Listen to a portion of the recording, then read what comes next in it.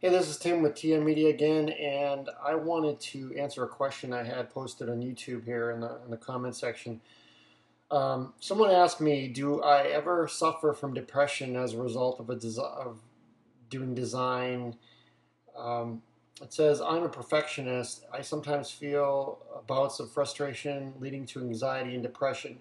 I wonder if you had any experience with this as a designer, and if so, how do you go about overcoming it? Well, as far as being a designer, I can definitely, uh, I think I can speak for most artists and designers out there that we all deal with this at some point, and a lot of us actually deal with this on a regular basis. Uh, I don't, as far as my standpoint, I deal with more, now that I'm more of an administrator, and I do some of the design work as well, but I'm more of an administrator of the company and working with our designers and managing the business itself. I have basically stresses and anxieties about stuff like that, about where the company's going, issues within the company, keeping clients happy, that kind of thing. As far as the design process, I remember getting into some designs very in depth. I would say the most stressful design is actually dealing with designing for our own material. So if TM Media was going to revamp our if we're going to do a revamp on our website, that's when that's when I really get into the design process, and I really am a perfectionist on that, and I can definitely that's to the point where I'm really feeling a lot of anxiety on what looks good, second guessing myself constantly, things like that. When I was in art school, when I was in fine art school, I dealt with a lot of that, especially when I was a fine artist.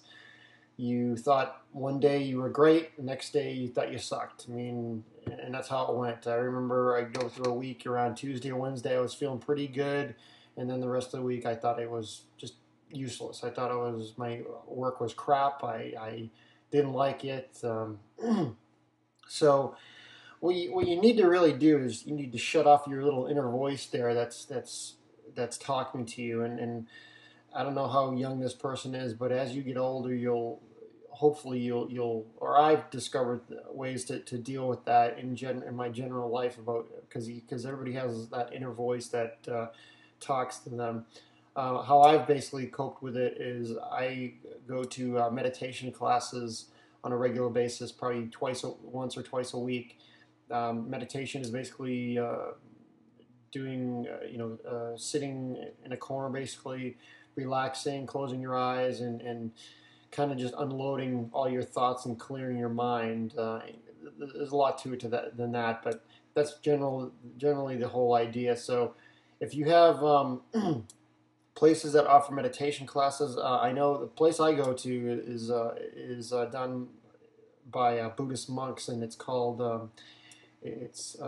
Kadapa Meditation Center. If you look at Kadapa, if you want to just email me and I'll give you the information. But that's one source I use a lot. Other than that, I work out. Uh, I always try to work out a couple times a week, and just I've just learned not to really worry about too many things, and just know that as long as I wake up the next day and I'm breathing and all my bodily functions are working correctly, then it's a good day. So, you can think about it that way. The design is always going to be there. You're, sometimes you're just not going to get what you originally wanted, depending on what the client wants, depending on the deadlines as well. So, anyways, I hope that helped and gave you some more information on and just ways to think about dealing with it. So, anyways, any other questions? Feel free to post them. Any comments about these videos? It's been great. You guys have been giving me a lot of good questions and responses to these. I appreciate it. Thanks very much for listening.